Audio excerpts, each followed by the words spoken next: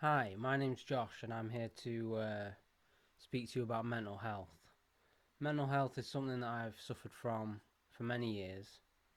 Um, I got a diagnosis of schizoaffective disorder in 2014, and basically, I've been sectioned quite a few times um, since 2014. And basically, I just wanted to tell you what it's like on a mental health ward. Um, it's in some ways not very pleasant. You get locked on a ward, you're not allowed to leave. If you're detained under the Mental Health Act, you're not allowed to leave until the hospital staff give you some leave, which depends on your attitude towards medication and how you're acting on the ward. So basically, if you're there not of your own choice, um, you you probably won't be allowed to leave for a few weeks, and that's just like locked on a ward. You get some fresh air time, but there's loads of smokers. There's not enough room for everyone. So it's not great in some ways, but at the end of the day, you meet some fascinating people who are quite amazing, and you make some really great friends. So I've got a little video clip of what it's like on a mental health ward. Um, Basically, you've got the bedroom. Basically, most of them have a bedroom where you've got your own bedroom. Um, some places they have a shower and a toilet in the same room, well, in a room attached to the bedroom. And some places have dormitories where you actually share a bedroom with other people. Now, that isn't great when there's someone smelly on the ward, which I've had an experience with. Um, and, it's not very pleasant to be next to someone who does smell, and you're trapped in the room with them. But one of the worst things about that is the amount of windows there are, and the windows, because you're not allowed to get out, they're covered in like a mesh, a really hard mesh that you can't kick, that you can't break. I've tried it many times. Not many times, but I have tried kicking it, and you can't break it down. And it actually stops the amount of airflow that can get into your room. And you'll have in a dormitory, you'll have probably two windows um, at the most, and some of the dormitory areas they won't have a window near them. They're segmented off, and it's not amazing when you're in that situation. But to be honest, the food's quite pleasant. The staff are really friendly. I love the staff. They're amazing people. The job they do, the things that they put up with, they really are. Amazing people. You couldn't find nicer people than the staff on mental health wards. And the patients are great as well. You know, you meet some really nice people. You make some really good friends.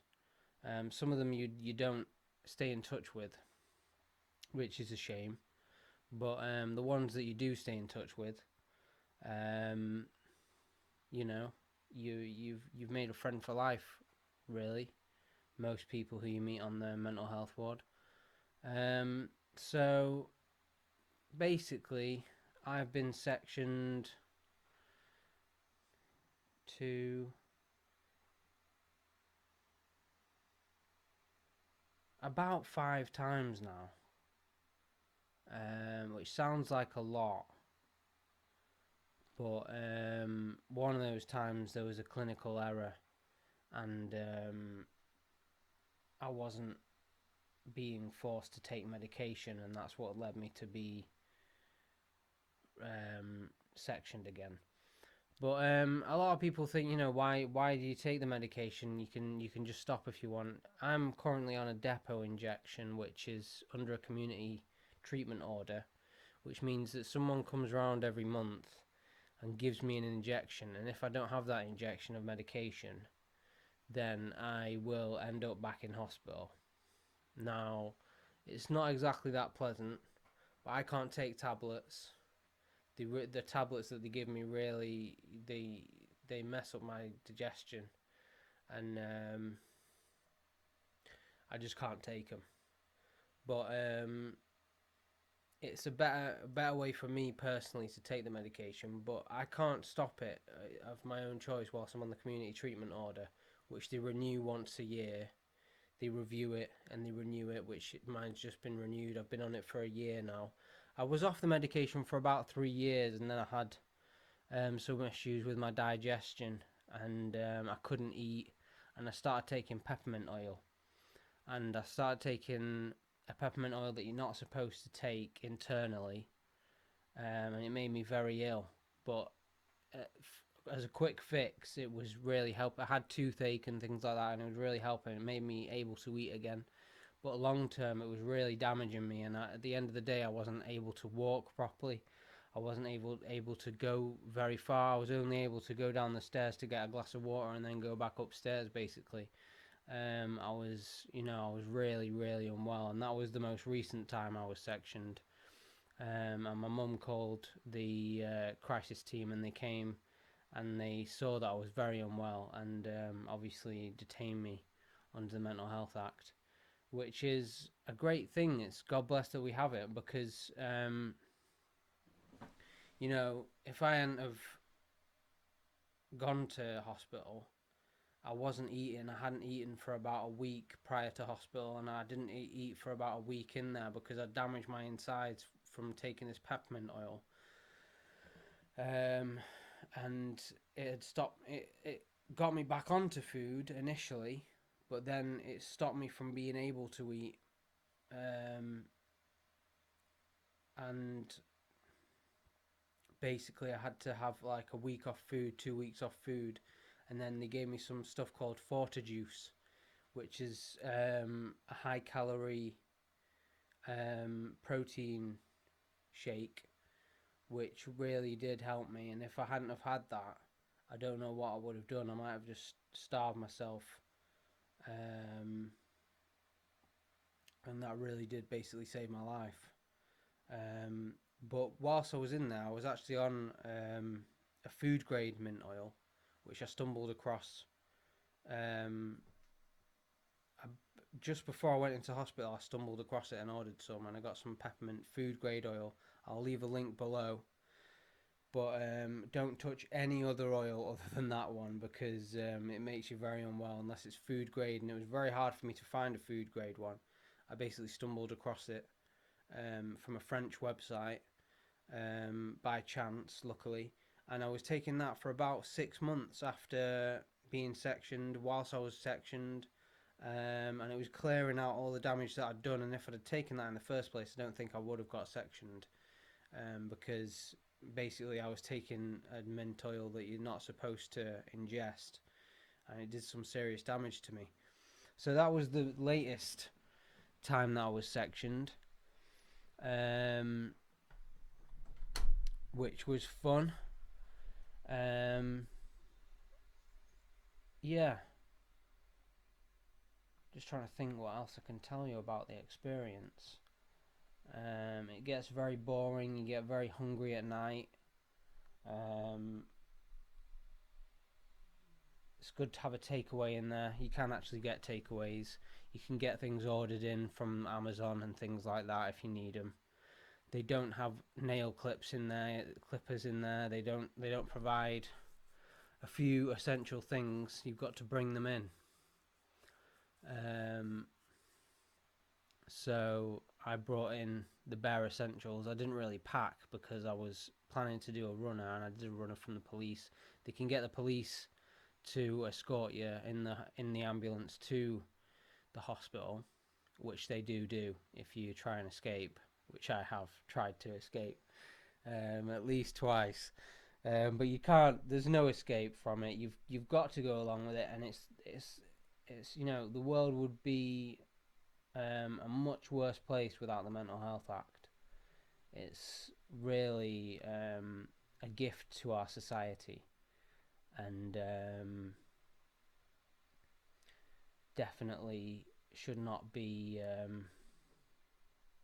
looked upon as something that is negative to to all of us, basically, because it is an amazing thing. It helps a lot of people. And the only reason I wasn't taking the medication was because I was under the impression that it was making my eyesight better, this peppermint oil. And I'd started to do yoga and things like that, and I was under the impression that my eyesight was just going to get better. I need glasses, obviously, and I was in a lot of pain because of taking the wrong peppermint oil. I was in a lot of pain, headaches, joint pain. It was doing me no good, but I got under the impression that it was making me better, and that, you know, it was going to make my eyesight better one day. Which, even if I was taking the food grade stuff, I don't think it would have done. Maybe it would have helped to an extent, but I was under the impression that if they gave me the medication, it would stop all that from happening. I got that into my head, and you usually get ideas like that in your head when you're thinking, like, you know, I don't want to go in hospital. I'm going to do anything to stay out of there. I'm going to run away from the police. I'm going to go on the run, things like that. You usually get an idea into your head where it's like, that's the end of the world. That's, you know, it's going to do something even that the doctors haven't foreseen, you know, something bad to you that the doctors wouldn't want to happen, but it's going to happen. Something like that, you know, like something bad is going to happen if I get sectioned and take the medication again. You get ideas like that. I suppose you could call it a form of paranoia, but it's not really paranoia. It's like a delusional belief, and I've definitely had those. My diagnosis is schizoaffective disorder. I think I've mentioned that, haven't I? If you want to know what that's like, you can look it up. But basically, the common ones, the common symptoms are hearing voices, delusional thoughts, paranoia, things like that. Which I don't really think I've been a very paranoid person throughout my life. But there you go. That's the diagnosis. So yeah, if you ever find yourself in that situation where you are in trouble, then don't be afraid to reach out for help, because it's the best thing for you. I can tell you that from experience, that it really does. I mean, I'm miles better now. I mean, this time around, I got discharged on no medication the first time around. I was in there for a month. You're up to 28 days that can keep you detained under the Section 2 of the Mental Health Act. And then they review it and go on to a Section 3, and depending on whether you're doing well, if they need to keep you in longer, things like that. And basically, I was discharged on no medication after a month of them, you know, scrutinizing me. They literally they write reports. They watch your every move in there. They have staff that watch you and come and check on you every 15 minutes, depending on your level, the level you're on. Level 3, I think they check on you every 15 minutes. Level 2, there's different levels. I'm not entirely sure the ins and outs of all of them, but sometimes you can have a member of staff nowhere further than an arm's length away from you, and they have to stay with you at all times. There's patients like that on there. I think that's level 1 or level 2. Level 3, they come and check on you in your room every 15 minutes. Level 4, I think it's every half an hour, something like that. And level 4, you're allowed out on the grounds unescorted by yourself. Level 3, you're not allowed out unescorted unless on a smoke break or a fresh air break, which they have every hour. Not every hour. It's every hour for it's thereabouts every hour. Um, but I think it's about 5, 6 times a day really. So it stretches. I think it's every hour in the morning, and then in the afternoon it's every 2, 3 hours, something like that. Um, and you get to go out with people in a small courtyard.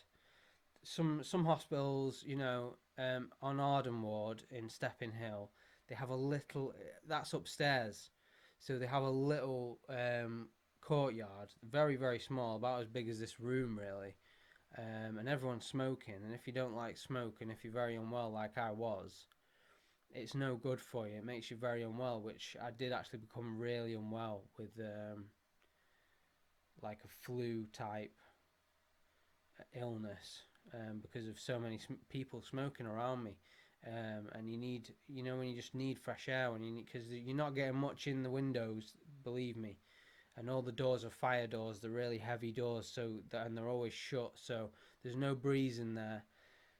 When you were if you're unwell like I was after taking toxic peppermint oil, um, basically you need fresh air, and there's not enough coming in the windows. I prefer bars on the windows, but obviously I think they chose like a grill because it bars would go to your head a bit, like a prison.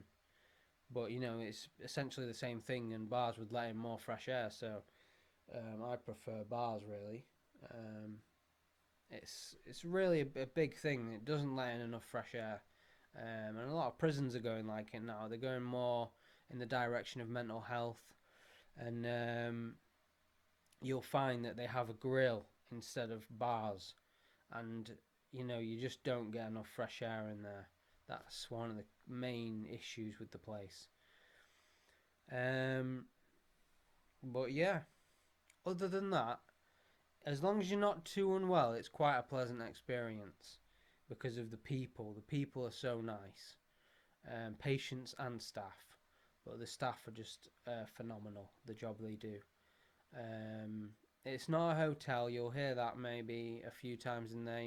What do you want, a hotel? It's not. It's not a 5-star hotel. It's it's far from it. But it's as comfortable as it can be.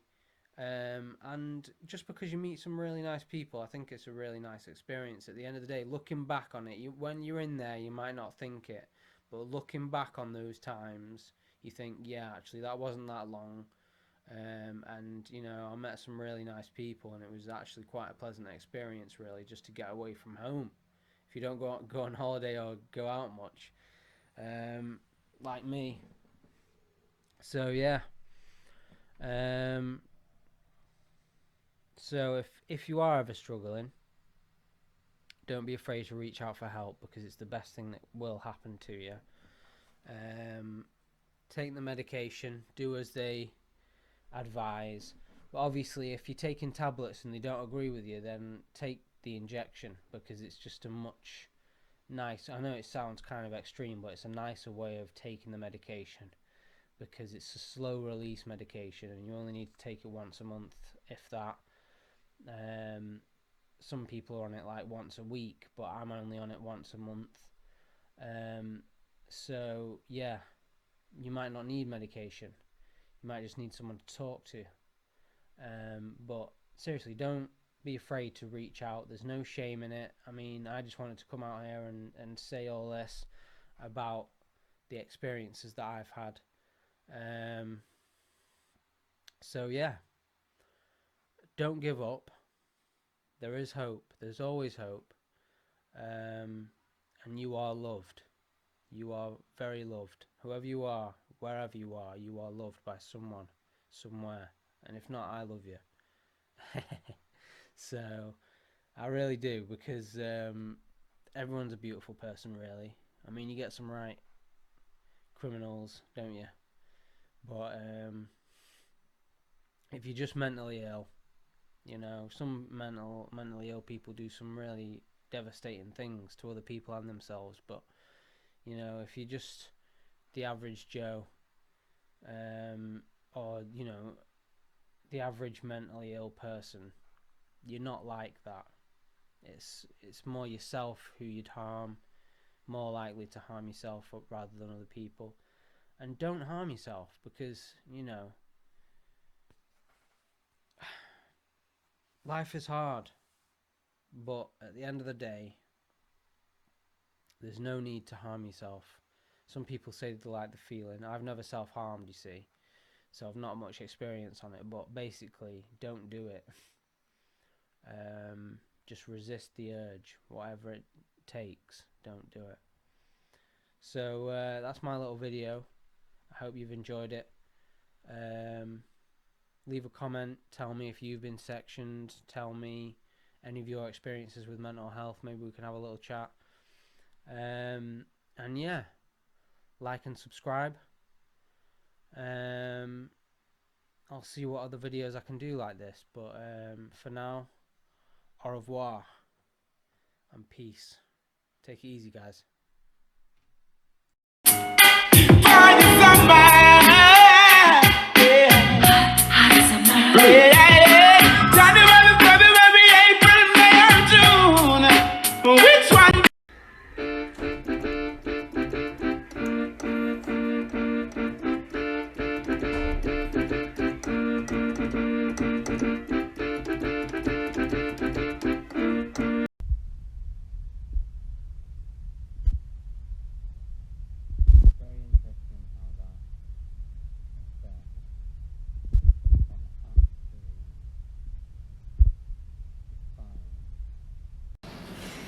Don't worry, yeah, as well, because we are still in charge of the fucking facility.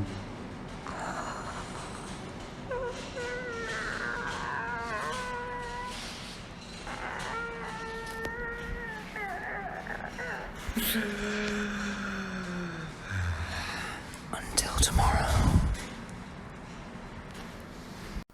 All fell quiet on the ward. It was a Tuesday evening, 4 o'clock, 5 minutes past 4 to be precise. And obviously the creamed coffee I had from Costa was excellent. And that's basically all I've got to say.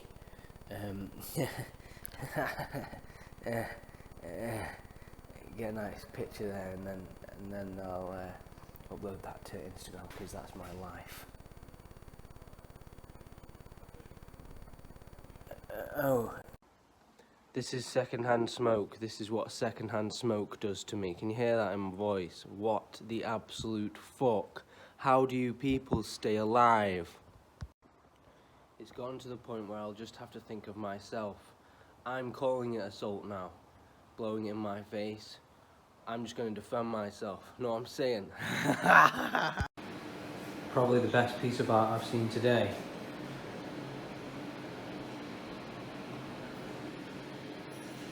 Yeah, definitely. Nah, this is the best piece of art I've seen today.